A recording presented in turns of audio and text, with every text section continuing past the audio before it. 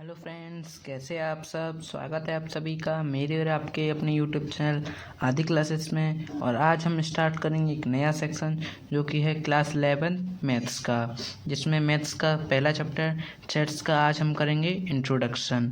तो चलिए शुरू करते हैं। एक और बात, अगर आपको हमारा वीडियो अच्छा लगे तो लाइक करें, कमेंट करें, अपने दोस्तों को भी शेयर करें। तो चलिए शुरू करते हैं। तो सबसे पहले देखते हैं कि डेफिनेशन ऑफ सेट्स, सेट्स है क्या।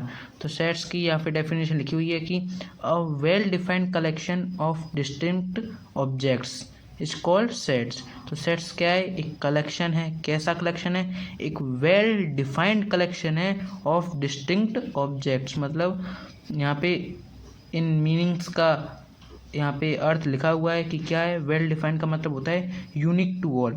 ये यूनिक टू ऑल कोई अलग बात नहीं है, इसका मतलब होता है सभी के लिए सेम। मतलब एक ऐसा क्वेश्चन जिसका कोई पूछे तो सबका जवाब सेम हो। जैसे कि अगर मैं आपसे पूछूं कि आपका नाम क्या है, तो आपका नाम कुछ भी हो, XYZ छोटू हो, तो मैं अगर आपसे पापा से पूछूं, मम्मी से पूछूं, भैया से पूछूं, बहन से पूछूं, तो आपका नाम छोटू ही बताएगा, कोई अलग नहीं बताएगा। इसका मतलब यूनिक टू ऑल, सभी के लिए सेम। एक ऐसा जवाब जो सभी के लिए सेम हो, उसे कहते हैं हम वेल डिफाइंड। और डिस्टिंक्ट ऑब्जेक्ट मतलब उसमें कुछ भी आ सकता है, नाम आ सकता है, नंबर आ सकता है, वर्ड आ सकते हैं, अल्फ़ाबेट्स आ सकते हैं, एटसेट्रा कुछ भी आ सकता है।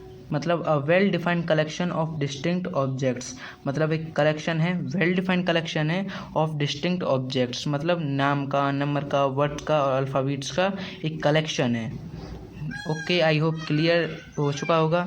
चलिए अब आगे करते हैं, एग्जाम्पल के साथ समझते हैं। कि जैसे मैं पूछता हूँ कि वोवेल्स इन इंग्लिश अल्फ़ाबेट। अब मैं आपसे पूछूं या आपके किसी दोस्त से पूछूं या इस सड़क पे चलते हुए किसी भी रास्ते से आदमी को पकड़ूं, उससे पूछूं कि बताओ भाई वोवेल्स इन इंग्लिश अल्फ़ाबेट क्या क्या होते हैं, तो वो यही जवाब देगा कि AEIOU।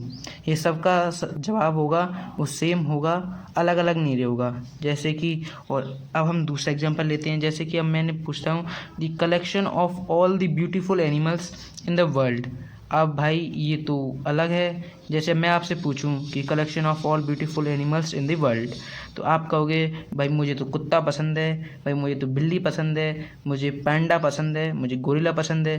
लेकिन मैं किसी और से पूछूं, वो कहे भाई मुझे तो सूअर पसंद है, मुझे तो शेर पसंद है। मतलब सबका जवाब अलग अलग हो, सेम ना हो, उसे वो सेट्स नहीं होगा, वो सेट्स की कैटेगरी में नहीं होगा। जैसे और एक कोई एग्जांपल ले लिए। जैसे मैं पूछूं कि the number of days in a week, मतलब कि एक सप्ताह में कितने दिन होते हैं, तो ये सभी के लिए सेम है, 7 होते हैं। आपसे पूछूं, भाई से पूछूं, किसी से भी पूछूं, सबका जवाब सेम आएगा 7। ये कोई ऐसे नहीं कह सकता कि 5 होते हैं या 10 होते हैं, कम होते हैं, ज़्यादा। ये फिक्स है कि 7 होते हैं। तो जो ऐसी चीज़ जो फिक्स है वो आएगी कहाँ पर, वो सेट्स में अलाउ होगी, वो सेट्स होगा। तो चलिए शुरू करते हैं। अब भाई हमने पढ़ तो लिया सेट्स क्या होता है, लेकिन अब हम सेट्स को नोटेट कैसे करें, कैसे नोटेट किया जाता है, कैसे उसे रिप्रेजेंट किया जाता है। तो यहाँ पे लिखा है नोटेशन ऑफ सेट्स। तो नोटेशन ऑफ सेट्स को कैसे नोटेट किया जाता है, तो रिप्रेजेंटेड बाय कैपिटल लेटर। मतलब किसी भी सेट्स को हम रिप्रेजेंट करते हैं तो कैपिटल लेटर से करते हैं। जैसे कि ABCD एटसेट्रा कुछ भी कर सकते हो, ऐसा कोई फिक्स नहीं है किसी के लिए। कुछ भी, कोई भी लेटर से हम किसी भी सेट्स को रिप्रेजेंट कर सकते हैं। और जो सेट्स के अंदर जो एलिमेंट्स आएंगे, जैसे कि यहाँ पे एक एग्जांपल देख रखा है। जैसे यही अभी वो था example, vowels in English alphabet. तो ये हमें देख लिया कि ये सेट्स में होगा, ये सेट्स का एग्जांपल है। लेकिन अब इसे हम शो कैसे करेंगे, तो इसे शो ऐसे करेंगे कि कोई भी, हमने वोवेल्स का वी ले लिया, इसे शो कर रहे हैं, V इज इक्वल। अब इसके अंदर जो इसके एलिमेंट्स हैं, जैसे कि AEIOU यही होते हैं, इंग्लिश अल्फ़ाबेट यही होते हैं, AEIOU। तो इन्हें हम कर्ली ब्रैकेट में बंद कर देंगे, बस यही होता है सेट्स का नोटेशन। सेट्स को नोटेट करने के दो वो होते हैं, एक कैपिटल लेटर्स करना, उसके बाद जो एलिमेंट्स हैं उन्हें कर्ली ब्रैकेट में पुट करना, बस और कुछ नहीं है। आई होप आपको क्लियर हो चुका होगा। तो चलिए और अब यहाँ पे एनसीईआरटी में कुछ स्पेशल इंपॉर्टेंट नोटेशंस हैं यहाँ पे गिवन है, जैसे इनके लिए इसी नोटेशन का यूज करना है, बाकी अदर का नहीं करना है। जैसे कि एन का मतलब होता है सेट ऑफ नेचुरल नंबर, मतलब नेचुरल नंबर का जो सेट होगा उसे हम एन से शो करेंगे। यहाँ पे डब्ल्यू मतलब वोल नंबर का जो सेट होगा उसे हम डब्ल्यू से शो करेंगे। क्यू का मतलब होता है रेशनल नंबर का सेट्स होगा उसे हम क्यू से शो करेंगे। जैसे ऑल द इंटीजर्स मतलब सभी इंटीजर्स को हम जेड से रिप्रेजेंट करेंगे। यहाँ पे लिखा है जेड पॉजिटिव मतलब पॉजिटिव इंटीजर्स होंगे, जैसे कि 1 से लेकर इन्फिनिट तक, तो वो जो सेट होगा उसे हम जेड पॉजिटिव कह सकते हैं। और इसे हम नेचुरल नंबर भी कह सकते हैं क्योंकि नेचुरल नंबर भी 1 से स्टार्ट होते हैं और पॉजिटिव इंटीजर्स भी 1 से स्टार्ट होते हैं। आर है वो real set of real number हो जाएगा, रियल नंबर को शो करेंगे और आज पॉजिटिव रियल नंबर्स को शो करेंगे। तो आई होप आपको समझ में आ गया होगा। अब इसके बाद हम देखेंगे क्या रिप्रेजेंटेशन ऑफ सेट्स को किस प्रकार से रिप्रेजेंट किया जाता है, उसके रिप्रेजेंट करने के भी टाइप होते हैं। तो चलिए शुरू करते हैं। तो सेट्स को रिप्रेजेंट करने के यहाँ पे 2 टाइप हैं रिप्रेजेंटेशन ऑफ सेट, एक होता है रोस्टर फॉर्म और एक होती है set builder form. Roster form को हम टेबुलर फॉर्म भी कहते हैं।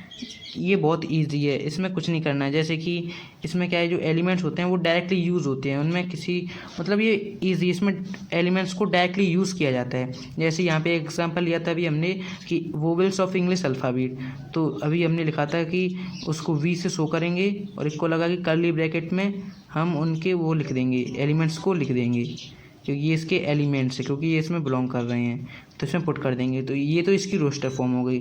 अब बात आती है कि सेट बिल्डर फॉर्म क्या होती है। तो सेट बिल्डर फॉर्म होती है जब हम उसी एलिमेंट्स को प्रॉपर्टी के बेसिस पे उसे डिफाइन करते हैं तो उसे हम सेट बिल्डर फॉर्म कहते हैं। जैसे कि यहाँ पे लिखा है v इज इक्वल एक्स कोई एलिमेंट है क्या यहाँ पे लिखा है such that x is a vowel in English alphabet. तो जो x है वो वोवेल है, किसका, इंग्लिश अल्फ़ाबेट का वोवेल है।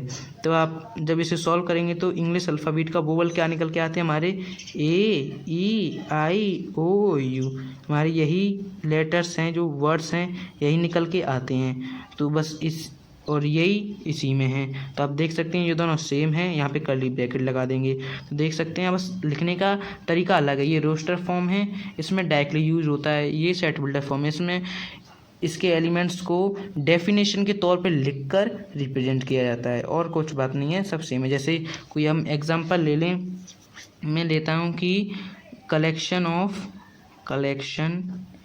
Of all positive factor of 10 के पॉजिटिव जितने भी फैक्टर उनका कलेक्शन कीजिए। तो मैं यहाँ पे लिख सकता हूँ ऐसे, फैक्टर है तो मैं ऐसे एफ से शो कर देता हूँ और यहाँ पे कर्ली ब्रैकेट लगा देता हूँ। अब 10 के फैक्टर क्या क्या होते हैं, 1 होता है, 2 होता है, 5 होता है और 10 खुद होता है, यही।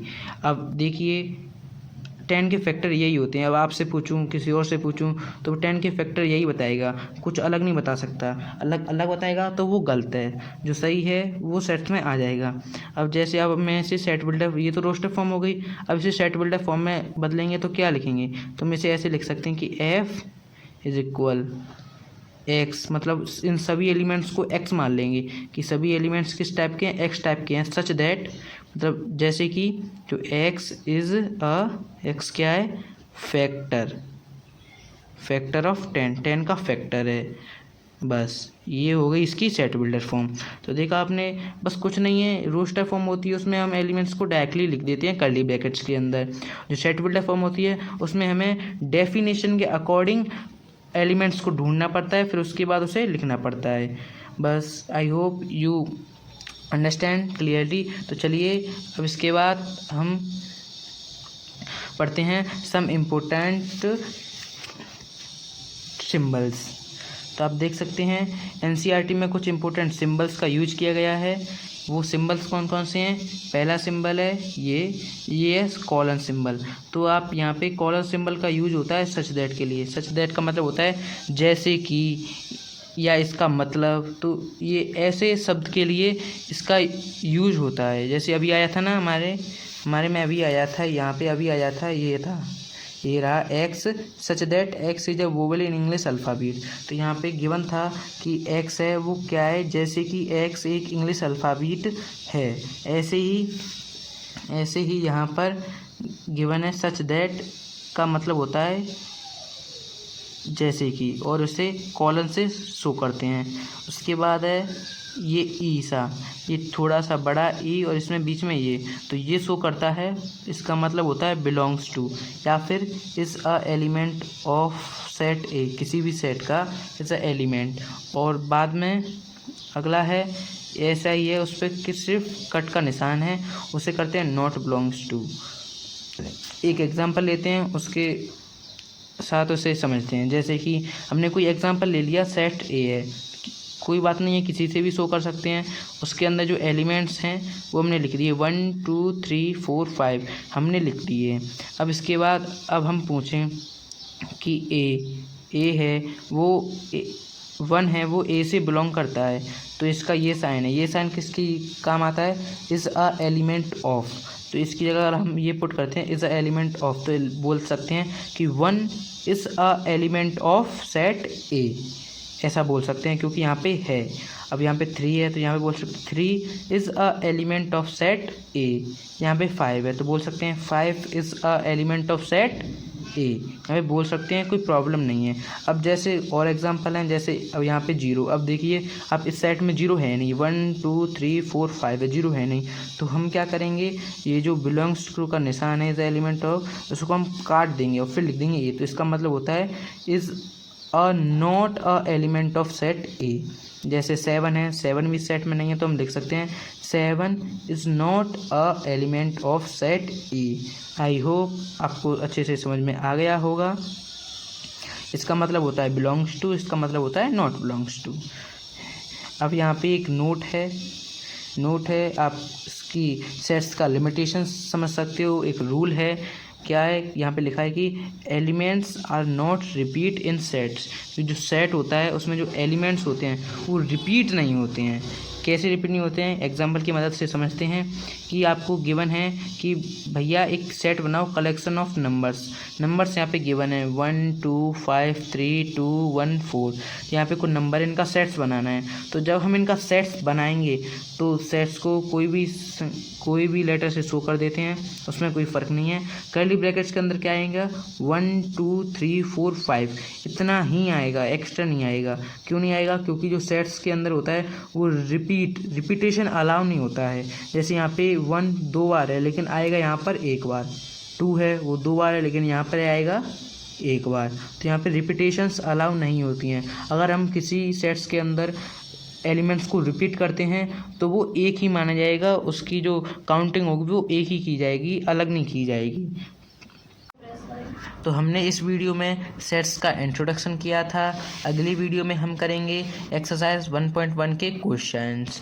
तो आपको ये हमारा वीडियो अच्छा लगे तो लाइक करें, कमेंट करें, अपने दोस्तों को भी शेयर करें। अगर आप हमारे चैनल पे नए हैं तो सब्सक्राइब कर लीजिए। तब तक के लिए ऑल द बेस्ट, मिलते हैं नेक्स्ट सेक्शन में। Okay, thank you.